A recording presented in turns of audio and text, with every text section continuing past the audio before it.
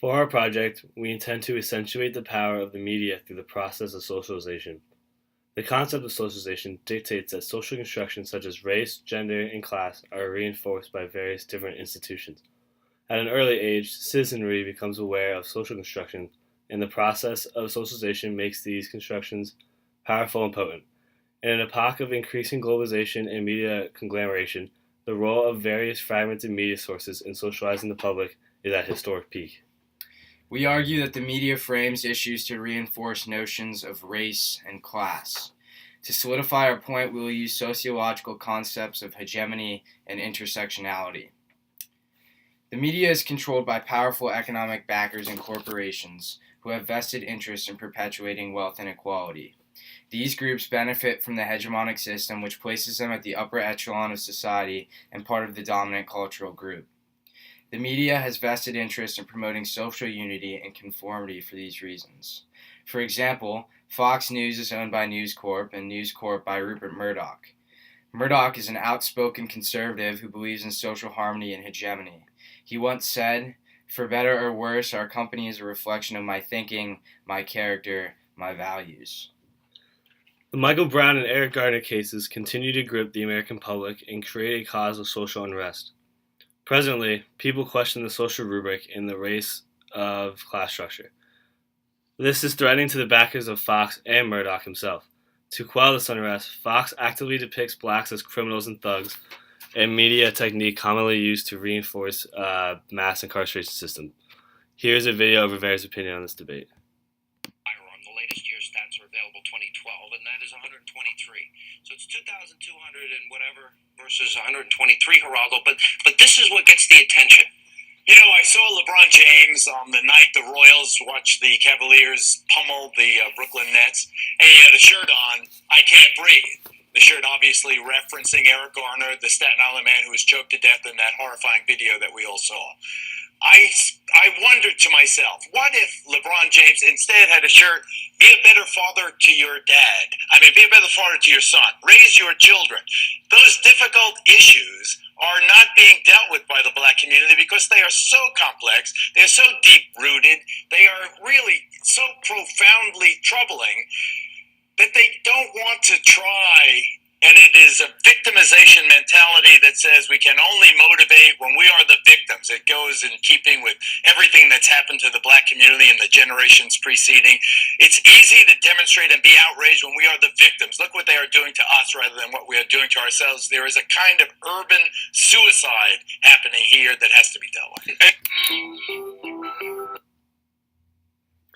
Fox tries to ignore the racial inequality in the country by placing the blame on the black population instead.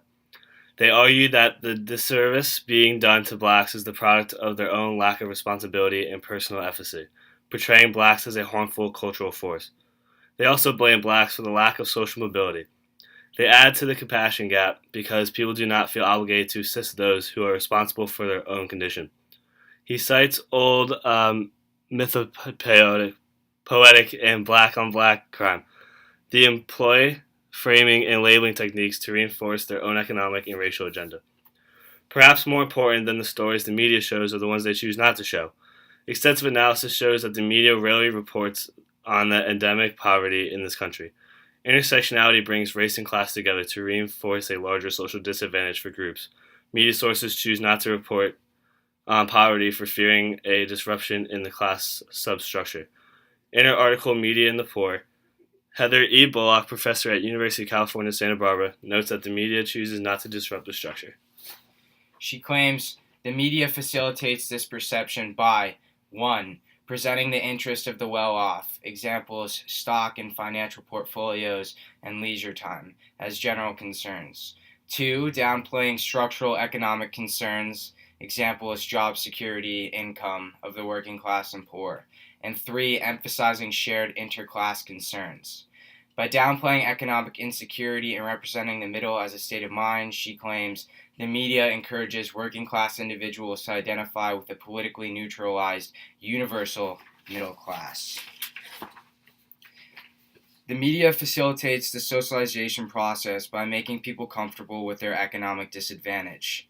People are socialized to believe that the inequalities in in American society are inevitable. The greatest force of the media is eliminating personal efficacy by creating a universal feeling of powerlessness. This creates stasis in the class structure, leading to historic levels of wealth inequality and a profound lack of confidence amongst individuals in doing anything to change the system. This figure comes from Eric Dubow's Media and Youth Socialization. He is a professor at Bowling Green University. What is apparent is that the media alters the way people perceive certain information. At the right of the diagram, the effects of media exposure are enumerated.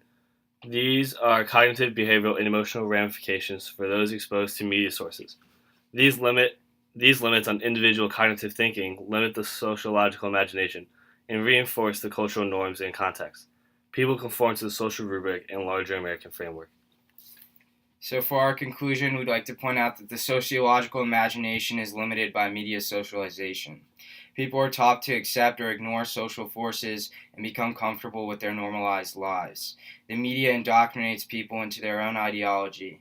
Any ability to discern between structural and personal level forces is muddled by the media, who caters specifically to upper-class individual and refuses to report on structural inequality. Their stories only add and constructing personal bias amongst the viewers. On the whole, this has massive ramifications for American society. The citizenry lose all ability to apply the sociological imagination and recognize structural inequalities. People adopt biases and prejudices that inhibit social thinking. If people can take one thing from this presentation, we hope it's the ability to recognize media biases. On the individual level, Ross and I had to apply the sociological imagination when doing this project, as we incessantly distinguished media tactics and identified their agenda. We curtailed individual biases and added sociological concepts to accentuate the agents of media socialization.